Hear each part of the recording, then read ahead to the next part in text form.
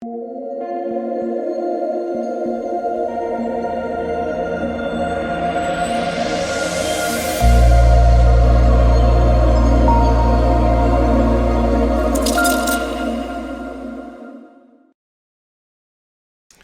guys. Let's talk about the 4-game NBA DFS slate on Thursday this year. First time watching. My name is DK.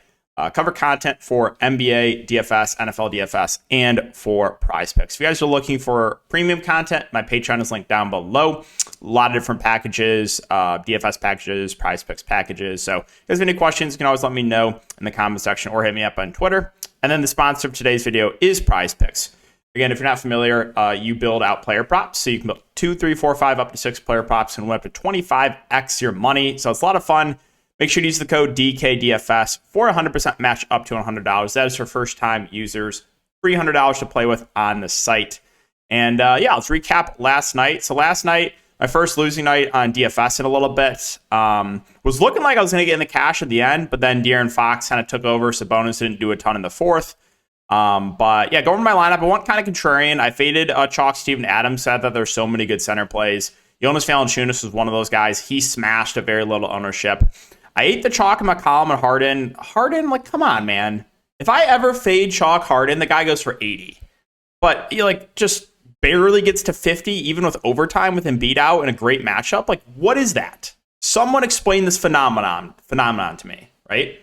I fade chalk Harden, 80. Play him, below average game. McCollum was also just like fine in a great spot with everyone out for the Pels. So, underwhelming performances from McCollum and Harden. I went to a low-owned Pat Connaughton. He smashed. Also, that game was wild. I think the Bucks are up by like 20 with like 2 minutes to go and went to overtime. I didn't watch it, but I was like, this game's in overtime right now? Like, what on earth happened? McDaniels smashed. He was chalky. I went to a contrarian Ty Jerome. He smashed. Wendy Gabriel was fine. I didn't really know what to do here. Once JTA started, I was like going back and forth. I was like, okay, I think JTA plays more. I think Wendy Gabriel is going to be more productive in his minutes. I just kept Gabriel, but I was like, I didn't feel great about that. And then a low on Sabonis. Again, had like 50 through 3 quarters, but was quiet in the fourth because I guess it's just the De'Aaron Fox show always in the fourth quarter. So that's the recap. And then as far as Prize Picks goes, free YouTube play went 1.5x, so profited there. It was so frustrating. I thought I was going to get overtime, and Sadiq Bey, I turned the game on computer. Sadiq Bey throws up just a wild 3, like fading away, just wild 3, and it goes in at the buzzer. You can't make it up. And then just look at this. I want you guys to look at it. So YouTube play hit, but just look. You need to look at it. Just look.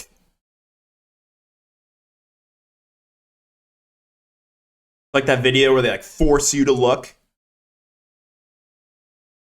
That movie. Come on, right? Come on. Overtime, the Looney play probably hits. The Stewart play probably hits, not pushes, but goes over. Come on. Hooked on every miss. Hooked by Looney. Hooked by Adams. Hooked by Trey Murphy. Hooked by Tobias Harris.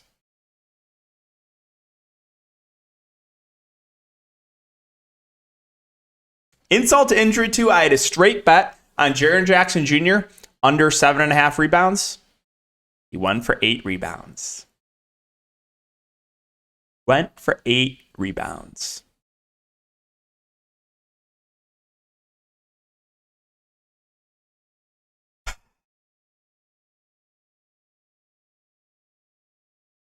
Pain. That's all it is pain. It is pain. All right. Let's talk about the slate. Memphis and Orlando's the first game here. So on the Memphis side, John Morant, 10.4K. I think makes for a decent spend up. It's just been, the Grizzlies continue, they're in a blowout like every night. Like they're either blowing out someone or they're getting blown out. There's never competitive games. So we really haven't seen a competitive game for John in a while. I do think in a competitive game, you probably see around 35 minutes from him. With Bane, basically his team fully healthy, he's not like a smash play here, but I do still like his ceiling. He can still go for 60 plus any night. So still like John Morant, obviously. With the secondary plays here, Desmond Bane's at 6'7", So, I mean, I think he's probably going to play over 30 minutes of the game so he's competitive. He had a good game last game at very low ownership. He's viable for tournaments, as is Jaren Jackson Jr. You know what I'm going to say about Jaren Jackson Jr. Of the ceiling is there, but a very up and down player because he can rarely stay on the court. I think Steven Adams is going to be a very popular play. I think he stands out as a very safe play, especially if Brandon Clark continues to be out. I think we probably see some in the neighborhood of like 32 to 34 minutes. He's been rebounding the ball at like an absurd rate. Like he's been averaging like 20 rebounds a game over the last 4. Like that's not going to continue. I was just looking back at previous games. Like he averages 11 rebounds a game. So don't expect him to continue to like rebound that well. But I will say he's going to be a good play. He's probably going to go a bit over-owned like he was tonight. Like I like Steven Adams tonight. We talked about this a lot. I liked him. I didn't think he should be 65% on a 12-game slate with all those center options. So I like Adams. He's going to be extremely popular, but probably will be a bit over-owned. I mean, yeah, you can play Dylan Brooks. He does have a ceiling, can make a shot. Another frustrating roster. I don't really know if there's a ton value-wise. I mean, if there's no Brandon Clark, Xavier Tillman will play the backup 5. He had a good game tonight, but the game did turn into a blowout, so he wouldn't have played 21 minutes of the game to stay competitive, but he is only 3.1K. Think I can get to anyone else? I mean, Santi Aldama's 3-4. Got extended a bit again because of the blowout. Probably it for me on Memphis. Move on to Orlando. So Orlando, they have an update. I believe Franz Wagner is going to be available because he was only missing due to the suspension. I think Admiral Schofield will be available. Everyone else, I think, is still out. Suggs with the injury. Mo Wagner has a 2-game suspension. Bulls and COVID protocols. Isaac and Okeke still in. So, like, I think Franz and Schofield will be available for this game. But talking about the top end guys, well, we finally saw a pretty good game from Banchero. First good game in a long time, one for 47 fantasy points. There is some blowout risk here, but if the game stays competitive, I do like the ceiling of Banchero. Carter Jr. also started, was no longer in a limit, played 30 minutes. A little bit disappointing. Would have liked him to play in that mid-30s minute range, but I still think he's a decent play at that price point. Markelle Fultz, Cole Anthony, they're going to split the point guard duties. Both these guys do have a ceiling, but they've also shown the floor too. So like they're more tournament plays for me. Bamba played the backup 5. He basically just played the minutes that Carter Jr. was not on the court, so he played 18 minutes. You know, he's still playable at the price point, but it would have been nice to see them play some alongside each other, but they did not play alongside each other at all. And then I would expect Gary Harris to move back to the bench with Franz Wagner, I think will be available. Franz Wagner himself is just kind of fine. Value-wise, outside of Bamba, I mean, you will see rotation minutes for Gary Harris and Terrence Ross, but nothing more than dart throws. Can we just talk about this too, man? Come on.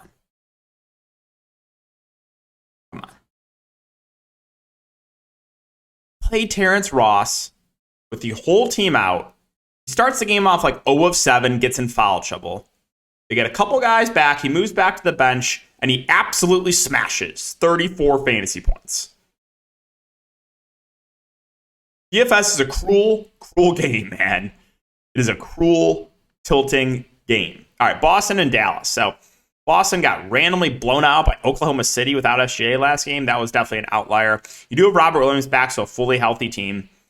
I mean, I don't think there's anything that really stands out here for Boston. I think Tatum and Brown are both playable at the top. I think Smart, Horford are playable in the mid-range. Horford was awful as chalk last slate. I luckily avoided him. I thought he was a pretty good play last slate. 6 fantasy points in 22 minutes. I mean, wild.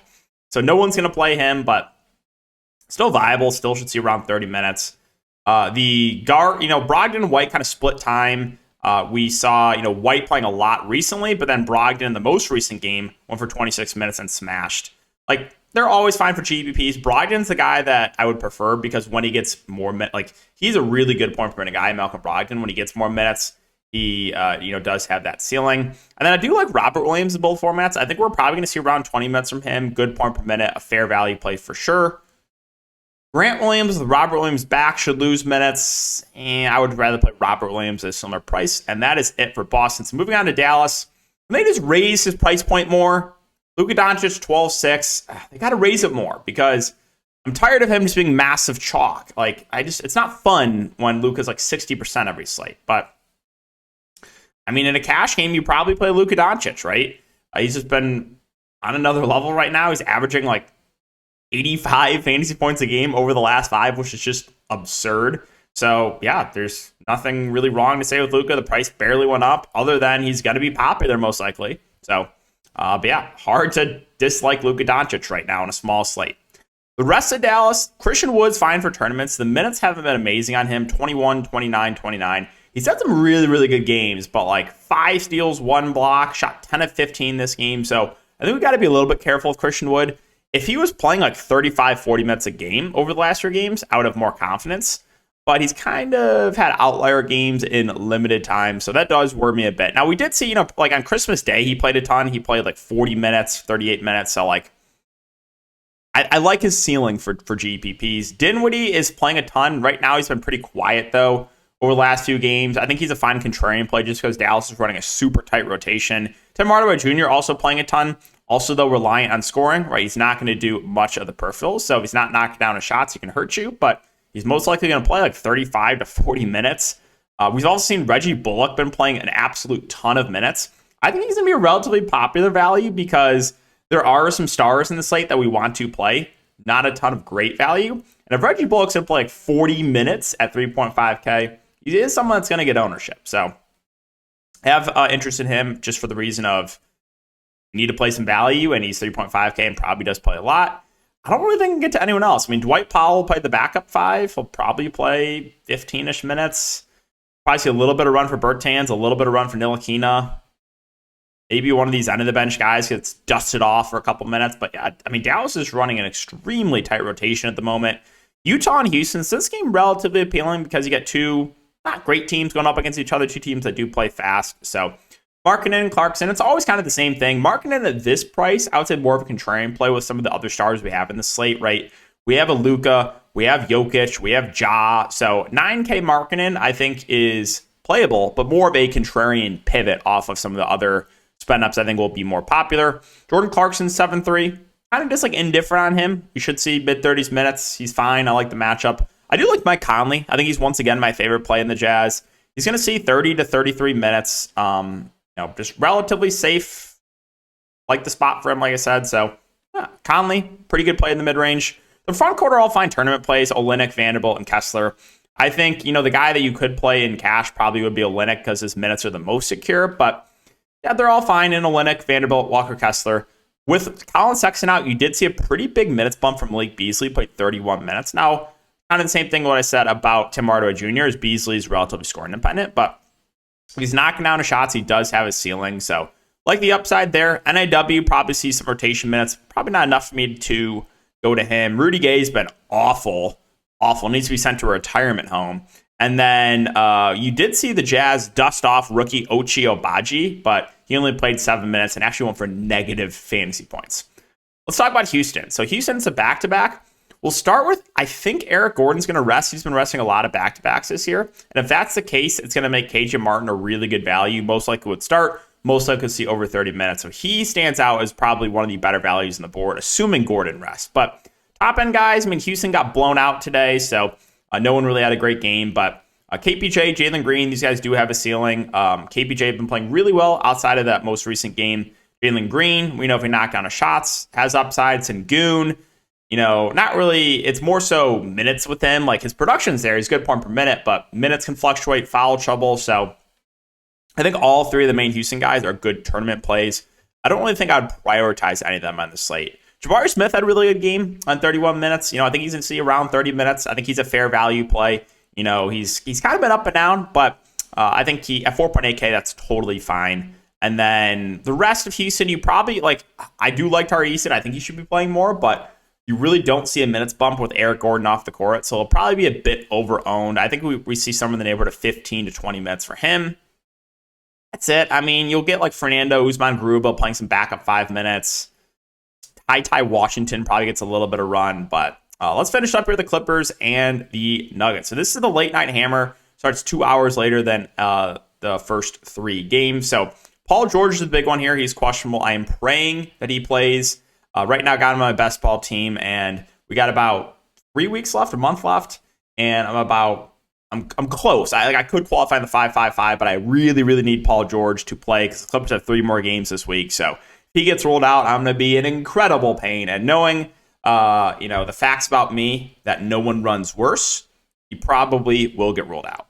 So if Paul George gets ruled out, then Kawhi Leonard, assuming no limitations, becomes a really good play at 8.1K. Been seeing mid-30s minutes in the most recent games that he has played, so would like Kawhi quite a bit. And then we have to consider some of these value guys. So Norman Powell would most likely see mid-20s minutes on the bench. I don't love the price point in him. Zubac against a big Denver team. If he can stay out of foul trouble, I like his ceiling, but definitely has some risk going up against Jokic. We know we're going to get out of Marcus Morris, most likely around 30 minutes. Like, I think he's a pretty safe play. The guards also feel a little bit cheap in Reggie Jackson and John Wall. Reggie should see around 30 minutes. John Wall's minutes can fluctuate a bit more, but he's, good point per minute when he's at the court. He's just dust real life. Like, he's an awful real life basketball player at this point in his career. And then no Batum, like you probably will see some minutes for Mann and some minutes for Kennard, maybe a little bit for Covington.